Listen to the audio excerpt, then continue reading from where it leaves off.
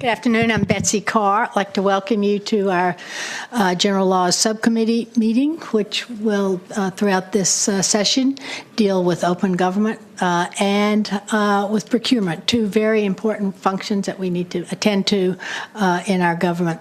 I'd like to just introduce other folks who are on the committee, and I'm going to start to the left of our. First of all, we have our clerk who was here in the general meeting. You want to introduce yourself again once more? I'm George Kane, and I'm the clerk for House General Laws. I'm Barry Knight. I represent portions of Virginia Beach and Chesapeake. Jay Leftwich, 78th House District, which is all within the city of Chesapeake. Jason Miaras, 82nd District, Virginia Beach. Thank you. Delegate Kathleen Murphy, 34th District, which is McLean, Great Falls, and parts of Loudoun. Delegate Paul Krezek from the 44th District, which is the Mount Vernon and Lee, most of the Mount Vernon and Lee areas of Fairfax County.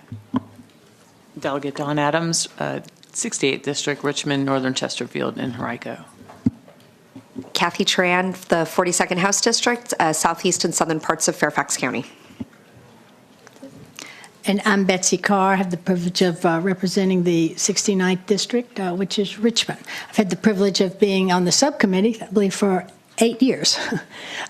Today, we are going to have, to kind of help give everybody background on some of the things that we're dealing with, we're going to have a presentation from the Department of General Services. Joe D'Amico, who's head of that, has been called away, and we're very fortunate to have Sandra Gill with us today.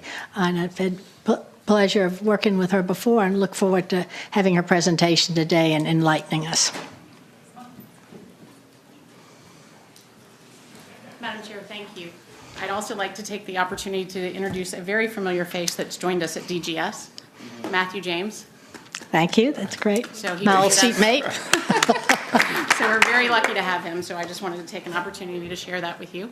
I am going to try to fill Mr. D'Amico's shoes.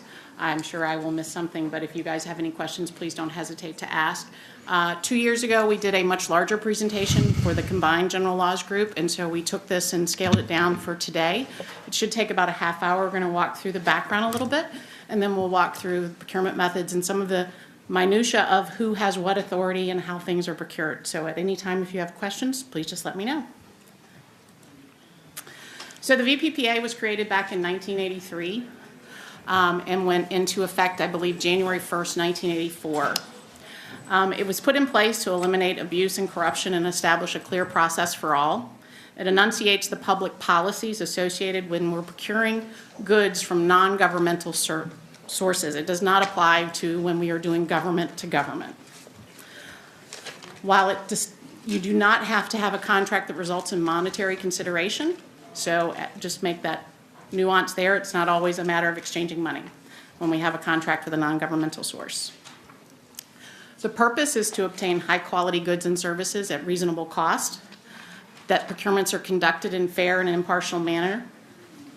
All qualified vendors have access to public business, and no one is arbitrarily or capriciously excluded. That we seek competition to the maximum degree. That the procedures involve open and fairness and efficiency. Public bodies enjoy the broad flexibilities in fashioning the details of such competition. And the rules must be made clear in advance, and the specification must reflect the procurement need. The Restructured Higher Education Act came about in 2005, and that provides autonomy for your higher education. Prior to that, institutions of higher education were subject to the VPPA, and we'll actually get to a slide in a little bit that shows you the breakdown of who's still under the VPPA and who follows what is affectionately referred to as the rules governing procurement. So for non-technologies and goods and services, that falls to DGS. And the rules and the code that we follow are the VPPA, administrative executive orders, and the rules and regulation that DGS implements. DGS implemented the Agency Procurement and Surplus Property Manual. We procure all goods and services for non-technology, and we delegate that down to our state executive branch agencies. So while we establish statewide contracts, our agencies are permitted to do their individual procurements that they're not procuring off of state contracts. In order to delegate that authority, we created a training program that offers certification to the staff at other agencies, and we have over 2,100 that are certified as state procurement professionals at varying levels. Technology goods and services are the responsibility of VITA, our sister agency. They follow the VPPA, administrative executive orders, and the rules that they establish. VITA has established the manual called Buy It, which is the regulations associated with procuring technology procurements, goods and services related to technology. They also have delegated down to agencies to conduct certain procurements within their authority. Professional services are handled a little differently. There are 11 of them, and we're going to talk a little bit about them as we move into it. So professional services actually are not defined to one central agency to be governed. They are actually at each agency designation. So you have accounting and actuarial, law, dentistry, medicine, optometry, and pharmacy that are at the responsibility of the agency. Each agency sets their rules, and above $80,000, it must be competed through competitive negotiation. Below 80, they can establish their own procedures that does not require competitive negotiation. The remaining professional services fall under DGS again to establish the rules and policies in using them. Thank you. Just a question, Ms. Gill, clarification from one of our members. Thank you, Madam Chair. Oh, I don't understand Yes, ma'am. the competitive negotiation. Who are they competingly negotiating with? So I'll get into that as a procurement method moving forward in just a moment. Okay, Yes, ma'am. thank you. Absolutely. So the remaining professional services are under DGS authority for setting the policies and rules on how they do it, but again, the agency has the responsibility for procuring them. And the policies set forth are found in the construction and related professional services manual. Highway construction is the responsibility of VDOT, roads and bridges, and we actually have VDOT here in the room, so if we have any questions specific to that, we will grab my coworkers there. So we talked a little bit about higher education and the levels that they have. We refer to them as 3 levels or 3 tiers. And you have Tier 3, which they have total autonomy, including procurement. Tier 2, where some have autonomy in procurement, capital outlay, or IT. And then Tier 1, they still follow DGS and VITA rules. We've included in here a breakdown. We have 5 universities now that are Tier 3 and have total autonomy, including procurement. We have George Mason, who has this new one in the Appropriation Act that's kind of called 2.5, which they have authority and autonomy in procurement. And then you see a breakdown for your level 2s. We have 5 universities that have it in procurement and technology, and then we have Christopher Newport and VCCS that has it in capital outlay and technology. So for non-technology procurements, those agencies are still under DGS's purview. And then you have Norfolk State, Richard Bland, and Virginia State University that are still a level 1 university that fall under DGS and VITA.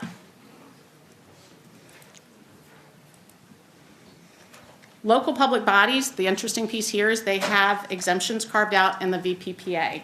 So you have about 50% from the last study we did or survey we did that say they follow the VPPA in its entirety.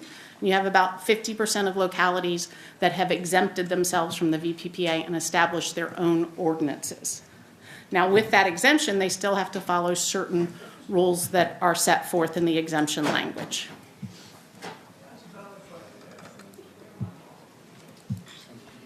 So, Delegate Murphy, back to your question. The general methods of procurement, we have competitive sealed bidding, often referred to as an invitation to bid, where the award is made to the lowest responsive and responsible bidder. Based solely on the specifications set forth in the IFB, no discussions or negotiations. If they're responsive and responsible, we award to them the low bid. Competitive negotiation for non-professional services and professional services is a request for proposal Negotiations are conducted, and you award to the highest ranking offerer. This allows the Commonwealth to achieve best value. So a little bit of a distinction in the non-professional services to professional services. With non-professional services, you can actually enter into negotiations with 2 or more. With professional, you start with the highest rank offerer. You either award or conclude and move to the next one. It's not multiple negotiations at the same time. Small purchase currently is set at $100,000, and this permits agencies and DGS and VITA to establish small purchase procedures. As I mentioned, for professional services, it's set at $80,000. This is an informal purchase procedure. Competitive sealed bids or competitive negotiation is not required, but you can still seek competition, and the dollar thresholds have been established by both DGS and VITA. And currently that's $10,000. Up to $10,000 is a single quote. Beyond that, competition is sought. Mandatory sources as established by the General Assembly. We have Virginia Correctional Enterprises, which offers a host of goods for state agencies, and they must go to them first to procure those goods that they offer, or they must receive a waiver, and then they can procure it in the open market. DBVI, blind and visually impaired, they also offer goods and services that our agencies are required to use first before seeking competition in the open market. VITA has their mandatory statewide contracts and services that they provide as a part of their towers. DGS also has a wide variety of mandatory sources, which includes the Office of Graphic Communication. Anything greater than 750 should come into that office. An exemption can be granted if needed. Office of Fleet Management, we offer fleet management services throughout the state for all state agencies. The Virginia Distribution Center is a bulk distribution center that handles bringing in leverage buying power and then shipping back out to the state agencies. Janitorial supplies, cleaning supplies, and things like that. And then, of course, DGS's mandatory state contracts. Many of our state contracts are optional, but there are a few that are mandatory because of the leverage buying power. Restructured higher educations, as we talked about earlier, can use those contracts, but they also have their own that they buy off of. Small business advancement, Executive Order 35, Governor Northam introduced that in July of 2019. It rescinded the previous executive order, and a couple of changes were made. Not many, but it took professional services from 50 to 80 for the set aside. Small purchases up to 10,000 are currently set aside to a micro. Procurements 10,000 to 100 are set aside for an award priority to a certified small. And then, as I just mentioned, professional services are at 80. The price must be fair and reasonable and within the agency budget. Greater than 100,000, agencies are required to include a small business subcontracting plan. So in instances where we're seeking competition and we're making the award, we want to make sure they are also leveraging small businesses. Vendors must include in their bid to be considered responsive their small business subcontracting plan. And they must then return that as we continue to move forward and we evaluate that prior to executing renewals. Methods of construction procurement. This has been a topic that there are several folks here that may want to weigh in at some point. The main method is design, bid, build. The majority of the procurements in the Commonwealth for construction are design, bid, build. Design it, bid it, build it. Traditional method, owners contract with the A&E to design it, then owners contract with the construction contractor through competitive sealed bidding. Contractor constructs the facility. In 2017, the General Assembly passed a law creating a new chapter, 43.1, which is the use of construction management and design build.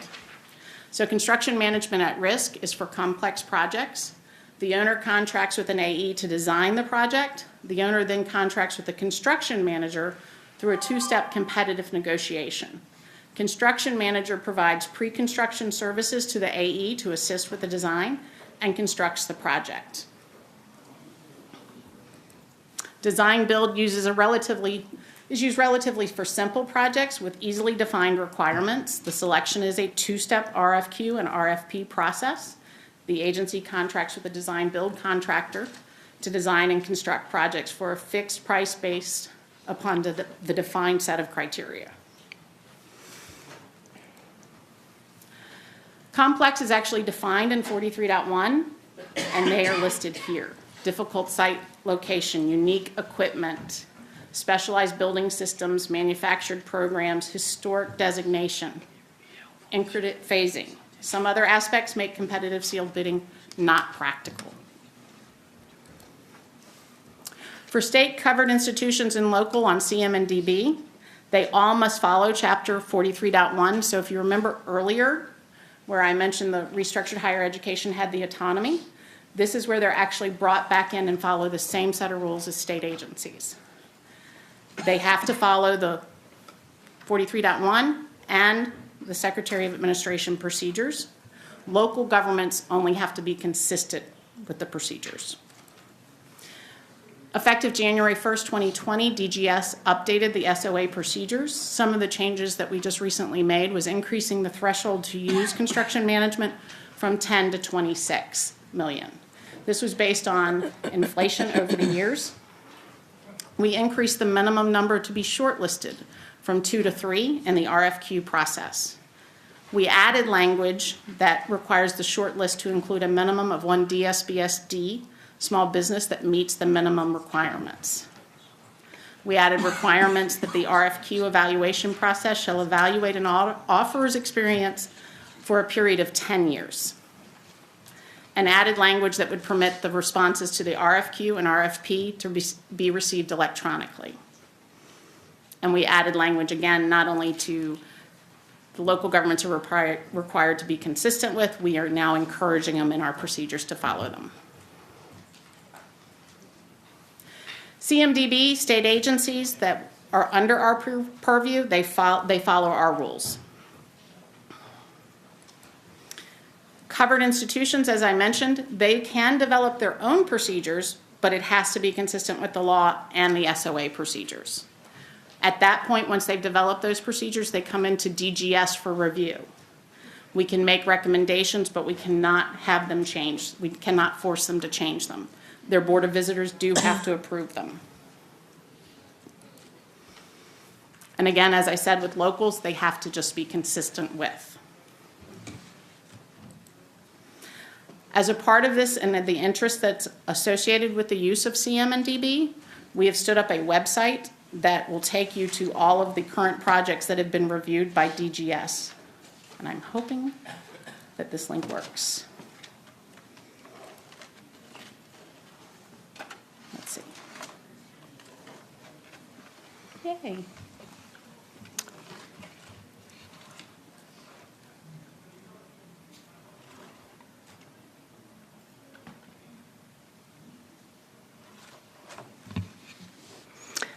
So this is every project that has been sent in by covered institutions and state agencies to use the method of CM or DB. You can look at the report, you can look at the building name, you can download our results and our findings. It's all right there for public transparency. Cars Hall.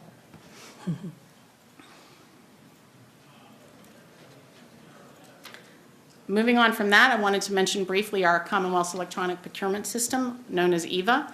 It was implemented in 2001, and it's Virginia's online central electronic procurement system. It's web-based for state agencies, college, universities, and local governments. It is the one source for vendors to use to find opportunities in the Commonwealth. It is a valuable tool for both the buyers and the vendors of the Commonwealth, and even provides sourcing and contracting functionality, public posting. So if we have an opportunity that's available greater than 10, it's open to the public. Anyone can find those opportunities. Vendors can register for the tool at no charge to receive notification of said opportunities. Suppliers manage their own account. They have their own login. They're able to respond to electronic opportunities, update their addresses, and find opportunities to respond. They can also run public reports to help them know what other agencies are buying and what opportunities they may have. We also built for the General Assembly a portal that I think is very effective to show orders by secretariat. You can drill down. You can do a vendor lookup with order details. You can search by keyword or government to government. And hopefully this one will work.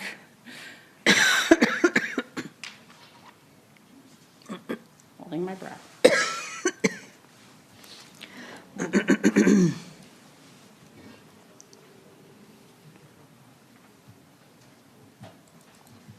Maybe not. Worked this morning.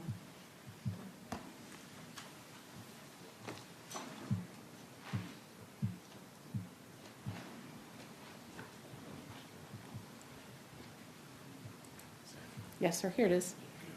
Yep, I found it. It opened. It was just hidden behind the presentation. So if you look at orders by secretariat, you can see fiscal year to date, FY20. You can click into that secretariat and pull every order. You can see previous orders for the past 30 days by secretariat. This is updated on a daily basis. So at any given time, you can check the purchase orders that have been placed in the system.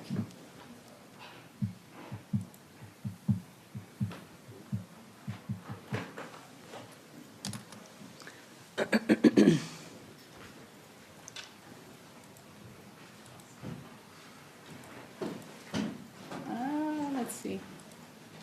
Can I accept Adobe Flash? Yes. Yes, sir. Thank you.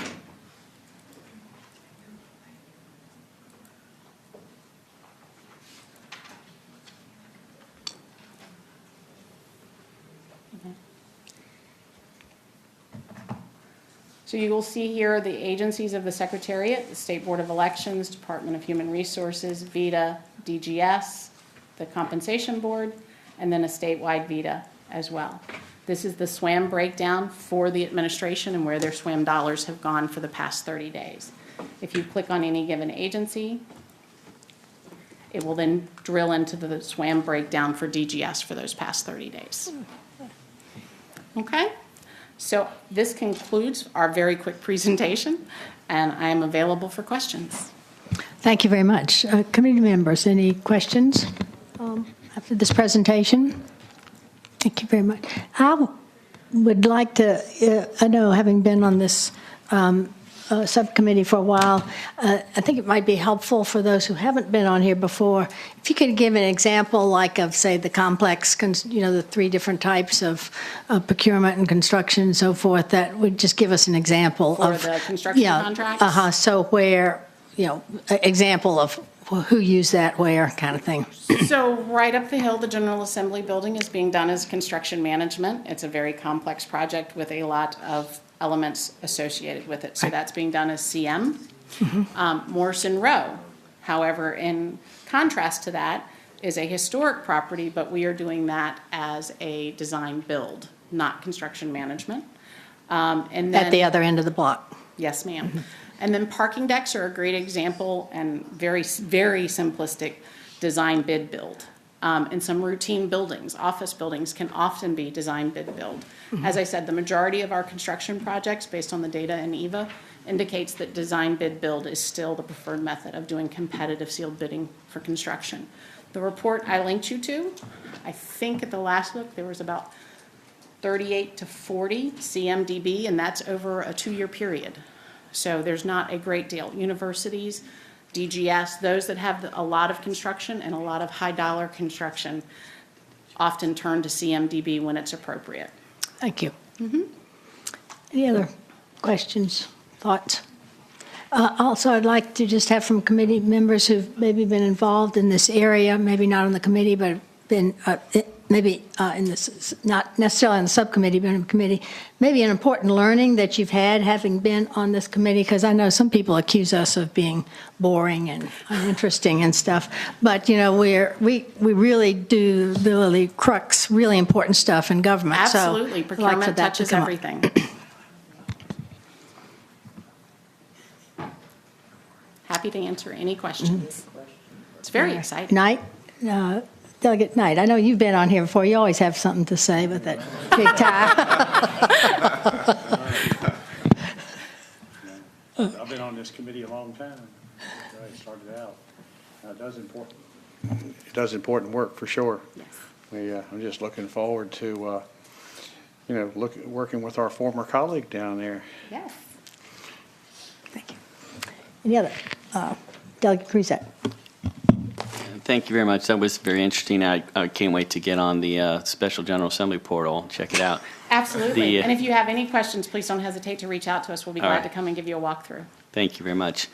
I think what would be helpful at some point also for members is ways in which we can push this out to our constituents to help them in the process of being contractors. And so if there's some tidbit of information you want to share with us now, or we can talk about that later.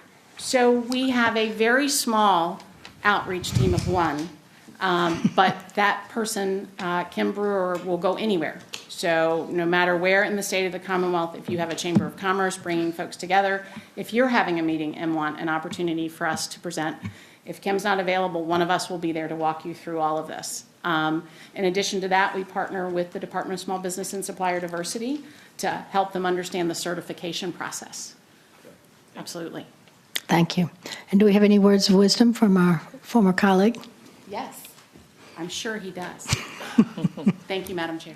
Thank you very much, Sandra. I really Thank you, appreciate that presentation. Yeah, I'm very excited to be in my new capacity, and I'm looking forward to working with you all. I think you saw some of the things I've been assigned to is the recent Executive Order 35, in which we raised the aspirational goals and working with them on business development, and we're partnering with another secretariat with Commerce and Trade to try to get a new disparity study done. We're in the final phases of that. So we hope to be able to come up with more of a comprehensive plan on small business development, because, that was the thing that I was most passionate with over the last 10 years.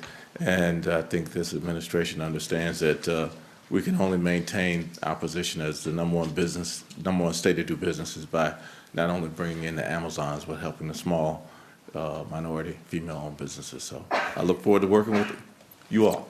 Thank you, sir. Thank you. Thank you. And again, thank you so much, Sandra Gill, for your presentation. Appreciate, and we'll look forward to drawing on your expertise as we move along. Any other thing from committee members? Oops. You got a request there, I think. Oh, sorry. There, yep. Thank you. So just, we do have, I guess, some new members of the committee, and I've had, as the chair has indicated, all of us have had different areas of experience in this matter. I dealt with it on the school board in Chesapeake. I've dealt with it in my law practice. I've dealt with it in courts. I've dealt with it in this committee. And it's a ever-evolving area or body of legislative content. It may be dry from our perspective, but it attracts a lot of attention from the private sector. It's a lot of interest, and it's something that I don't think we can at any one point in time say we have it right and can leave it alone for 5, even 10 years, because the goal is to create an atmosphere where we get the best product while, by and large, using public funds spent in the private sector. And so you want to have that playing field fair, but also balance it against getting a good product. So it really is very important work, and I appreciate the opportunity to continue serving on this full committee and subcommittee, and look forward to working with you, Chairwoman Carr. Thank you. Thank you so much, Delegate Lethbridge. Anyone else? I don't have anybody learning how to use my request to speak. All right. Then we have no other business. Is there a motion for adjournment? So moved. Second? Meeting is adjourned. ABC Subcommittee will convene at 3.